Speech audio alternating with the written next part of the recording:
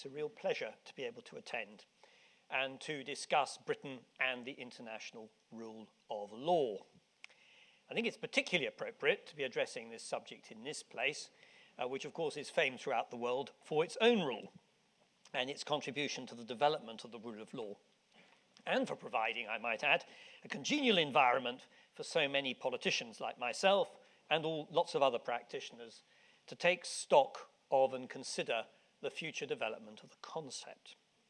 What I wanted to do this afternoon was I hope I might be able to offer a few thoughts on that issue, after which I think the floor will be opened up, and I expect there will be a wide-ranging and free-flowing exchange of views.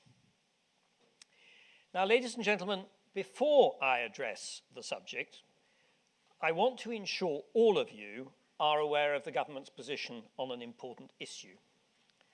There's been a lot of speculation over some time now, but it is right for me to confirm that the government has been engaged in the active supply of arms and related war materiel to a group of determined rebels operating against a foreign government overseas. Due to the complaints of that government, we were aware that these British-supplied arms materially assisted the rebels in their struggle. This supply of weaponry began as a covert activity, but it's right that I acknowledge now on behalf of the British government and echo an earlier expression of regret for the damage caused and confirm that the government position remains that international arbitration is the best means of adjudicating any remaining claims. Now, I'm speaking, of course, of the CSS Alabama, a Confederate sloop of war which roamed the seas harrying Union merchant shipping during the American Civil War. That warship, secretly built on the Mersey in 1862 by expert British shipbuilders, armed with the latest cannonry and deck weaponry, powered by sail and steam engine screws, was supplied to the Confederate rebels by the then British Prime Minister, or at least on his instruction. It took over 65 prizes around the world at a cost to the Union of an estimated $123 million in today's money. After the war, US outrage at this incident as evidence of general British perfidy towards the Union during the Civil War led to pressure from the US for compensation. After discussions over several years, this led to the 1871 Treaty of Washington, which settled on arbitration as the means by which the Alabama claims and other bilateral disputes would be settled. That arbitration led to the payment of the then unprecedented sum of $15.5 million. It paved the way for a rapprochement between the US and the UK, and in fact was the father of all subsequent interstate arbitrations. While the Alabama claims is perhaps the most framed example of its kind, I think its prominence sometimes obscures the fact that numerous US-UK arbitrations had in fact preceded it, mainly arising out of border issues, compensation claims from the War of Independence, and that after the Alabama case, Britain went on to arbitrate disputes with Portugal, the Netherlands, and Venezuela. These instances, together with the UK's firm support for the Permanent Court of Arbitration in 1899 and 1907, have led Sir Michael Wood to describe Britain in those early years as a hesitant pioneer of international dispute settlement. But the story thereafter actually gets even better. After the First World War, Britain championed the establishment of a permanent court of justice. Since 1930, the UK has accepted the compulsory jurisdiction of the court and its modern successor, the International Court of Justice, almost without a break. This commitment to binding international dispute settlement is in fact, I think, without parallel amongst major powers. In particular, it remains the case that Britain stands alone among the permanent members of the United Nations Security Council in accepting the compulsory jurisdiction of the court. Of course, international dispute settlement is not by itself the only indication of a steadfast commitment to the international rule of law. In modern times, Lord Bingham, in whose shadow those of us who dare to speak on the subject of the rule of law always remain, was clear that an essential element of the national rule of law was that a nation commit to comply with its international obligations. That remains the position of this government, a view which has been enshrined in the ministerial code for many years now. But it also stems from a long history of respect for our treaty commitments, which, as many of us will again recall as we approach the centenary of the start of the First World War, led to the British Empire entering into hostilities to respect our treaty obligations to guarantee Belgian neutrality, what the then German Chancellor subsequently decried as a scrap of paper. Back in the present day, deep in the bowels of the Foreign Office, in dusty, unlit corridors, to which I have at least on one occasion had the privilege to have access to just look at the sheer quantity of paper, there is a tiny gathering of dedicated people who maintain a steady record of all of Britain's treaty commitments going back centuries. If we are to assume for one moment that the modern era begins in 1834, when regular recording began in what later became the Foreign Office, these treaty experts have told me, because I decided I would ask before I came to do this lecture, that there are some 13,200 records of treaties and agreements which the United Kingdom has signed and ratified. Many thousands of these agreements are still applicable, and they range in importance from the United Nations Charter to local treaties over fishing rights or maritime access. Of those, perhaps around 700 contain reference to the possibility of binding dispute settlement. Today, all treaties must be laid before Parliament, where they may be debated. And if they involve the need to change UK law, Parliament must scrutinise and enact any necessary legislation before the UK consents to be bound. In this age of globalisation, activities previously considered of purely domestic scope often have an international component, whether on coordinated economic action, climate change, the regulation of pesticides on bee populations. Without the UK's reputation for upholding its word and ability to act internationally to address regional or global problems, any government action to confront those challenges would remain partial or ineffective. Although I suppose the French and Dutch may disagree, there is in fact plenty of evidence to demonstrate that the concept of the rule of law is at its heart a British one. And our commitment to that principle on the world stage is central in us being able to deal with those issues. While we should remain intensely proud of our island roots and traditions, no country, in my judgment, can stand alone as an island in the 21st century. This self-evident truth is recognised across the world and has only grown in power alongside the re-emergence of global economic giants like China, Russia, India, or Brazil. Now, these countries profess a strong commitment to the international rule of law, and their ability to influence others in the world will continue to be measured by how their actions live up to those sentiments.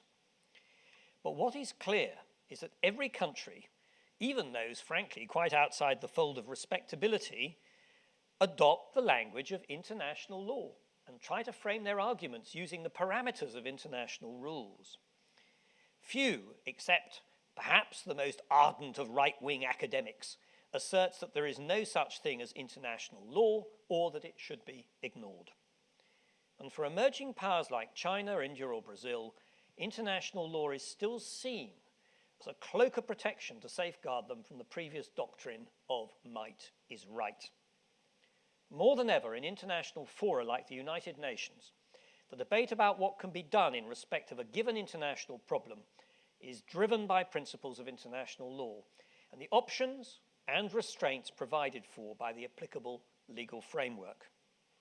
This international trend is set only to continue, particularly as we encourage the active development of international criminal law and its stated aim to end impunity for the most serious crimes of international concern. When we review Britain's situation right now, we should, I think, bear in mind its outstanding pedigree on dispute settlement and respect for treaty obligations. the increasing importance of international agreement as a means of dealing with problems ranging far beyond traditional notions of foreign affairs. Against this background, it should be no surprise that my friend and colleague William Hague has made the international rule of law a central plank of his new focused approach to British foreign policy.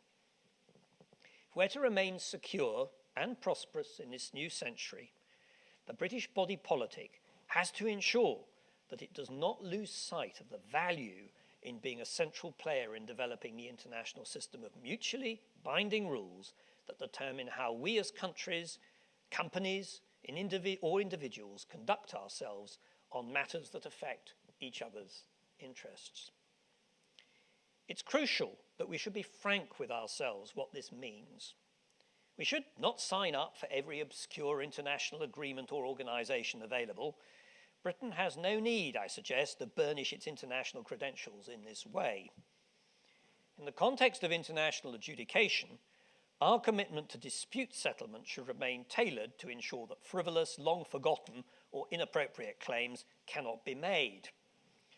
We should view foreign policy with a hard-edged but enlightened self-interest, vigorously pursue what we think is in our interests and will serve to confront the most serious global challenges.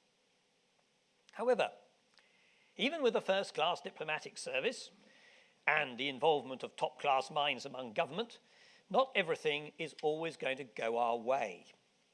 Whereas our successes will be confined to the worthy pages of legal journals, we can guarantee that our legal failures will continue to be emblazoned on the tabloid front pages. In recent decades, we have succeeded in defending our position in international tribunals on nuclear power, securing continental shelf claims in the Bay of Biscay, very important topic, and in defending the UK's position on VAT from the European Commission, perhaps actually even more important. We have been less successful in some other areas, in the Strasbourg court in dealing with terrorist suspects, in arbitration with the Eurotunnel over border security, or at the UN with our claims around Ascension Island. But despite the prospect of such setbacks to important immediate interests, as a government and as a body politic, we need to ensure that a clear-eyed assessment of the national interest continues to focus on the medium to long term. The economic and physical security of the United Kingdom remains rooted in international engagement, and the fact that the decisions of the institutional infrastructure do not necessarily always favour our approach and can be politically very unwelcome and irritating should not deter us from the path of maintaining Britain's strategic advantage. In fact, if we're to convince those that will join us as the powers of tomorrow that it's in their interest to work within this system, we do need to ensure that we're not in fact loosening the bonds of the rule of law. This doesn't mean, however, that we can't continue to actively seek reform of institutions that need to reform, evolve, or even in some cases probably be killed off to ensure that the institutional framework keeps pace with the needs of the modern world. Britain continues to work with its closest partners in leading the charge for strengthening and deepening the international rule of law across the board. We're doing this politically by championing reform of the UN, expansion of the Security Council, to changing the EU to focus on trade and to more closely reflect the views of its citizens, to ensure that the European Court of Human Rights in Strasbourg remains a beacon of freedom in Europe and does not interfere in what should be decided by democratic parliaments.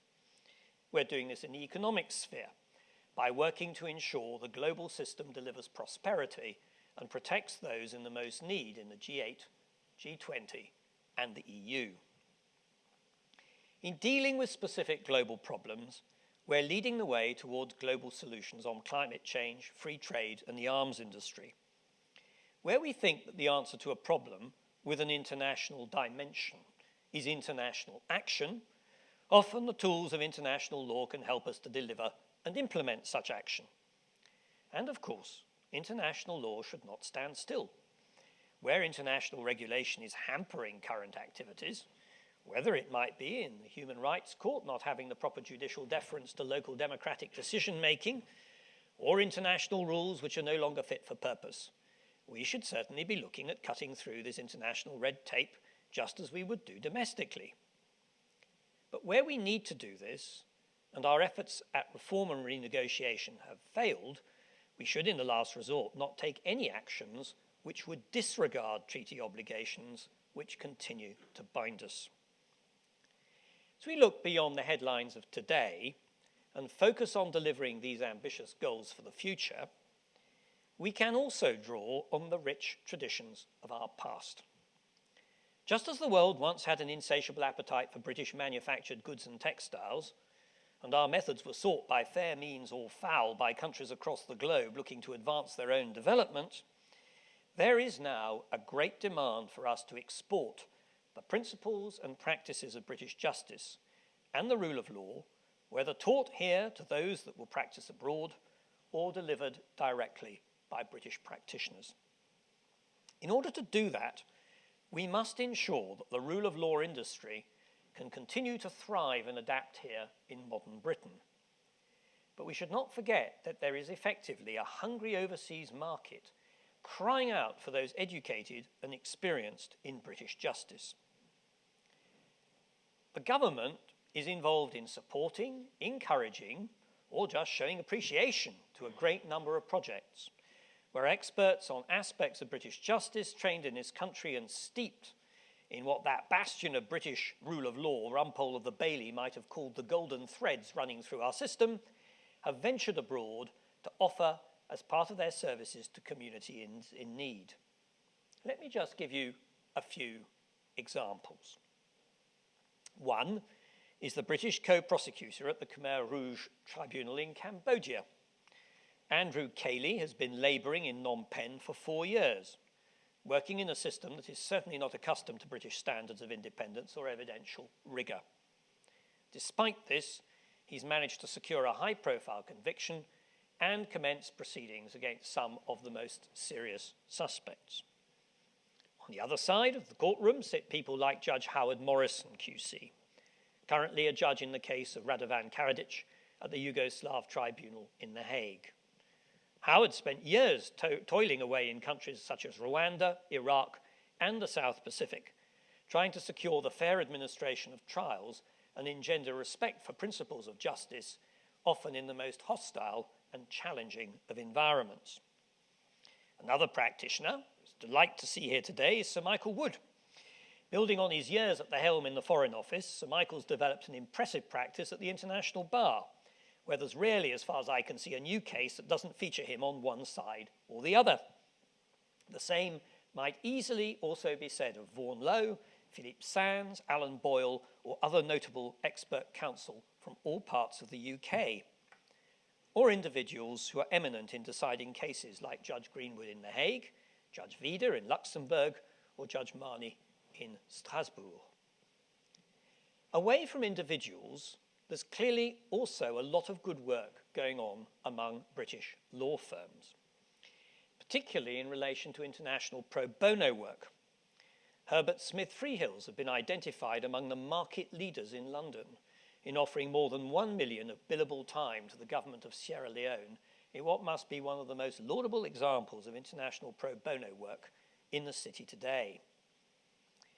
Moving away from the private sector to people working directly for government or seconded from it, the international division of the CPS continues to be a self-funding entity designed to make available the expertise of British prosecutors to places as far afield as the Seychelles, the islands of the Eastern Caribbean, to deal with issues such as piracy or the drugs trade. For myself, as Attorney General, I had, on assuming office, rather expected to be largely confined to my desk in Westminster, focusing on domestic legal issues. But the reality of the job has been very different. It's involved a significant amount of international engagement and travel. What's been marked as I've talked to foreign counterparts is their attitude and approach to our justice system.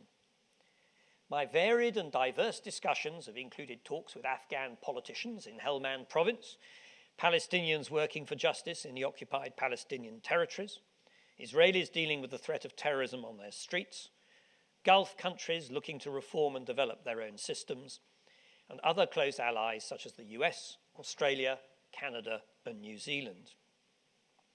What all of them have in common is a deep sense of respect for the British system and our traditions, a desire for help or to share experience with us in this field, and often a specifically professed desire for explicitly British assistance in this area.